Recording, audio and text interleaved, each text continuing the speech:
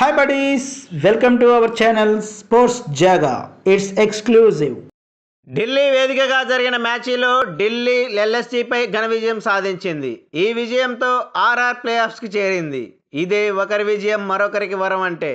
మరి ఆ మ్యాచ్ విశేషాలను తెలుసుకుందాం రండి. టాస్ గెలిచిన లక్నో ఫీల్డింగ్ ఎంచుకోగా బ్యాటింగ్ దిగింది ఢిల్లీ. కానీ రెండో బంత్కే మెగ్గర్ వికెట్ కోల్పోయింది.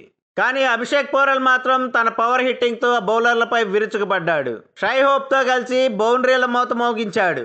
దీంతో స్కోర్ బోర్డ్ పరుగులు పెట్టింది. 94 పరుగుల వద్ద షై హోప్ కేఎల్ రాహుల్ పట్టిన అద్భుత క్యాచీతో వెనుదిరగగా పోరెల్ మాత్రం 33 బంతుల్లో 58 పరుగులు సాధించి అవుట్ అయ్యాడు. ఈ దశలో పంత్కి జతగలిసిన స్టబ్స్ ఆకాశమే హద్దుగా చెలరేగిపోయాడు. బౌండరీలతో విరుచుకుపడ్డాడు.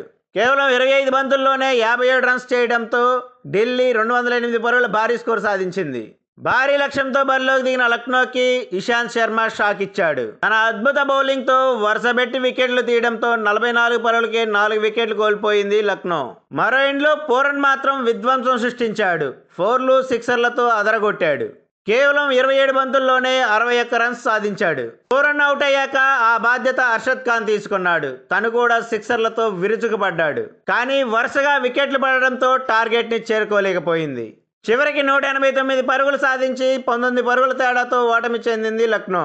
ఈ మ్యాచ్లో ఢిల్లీ గెలవడంతో టేబుల్ సమీకరణాలతో ఆర్ఆర్ డైరెక్ట్గా ప్లే ఆఫ్స్ చేరింది. తన అద్భుత బౌలింగ్తో మ్యాచ్ను టర్న్ చేసిన ఇషాంత్ శర్మకి player of the match award లభించింది.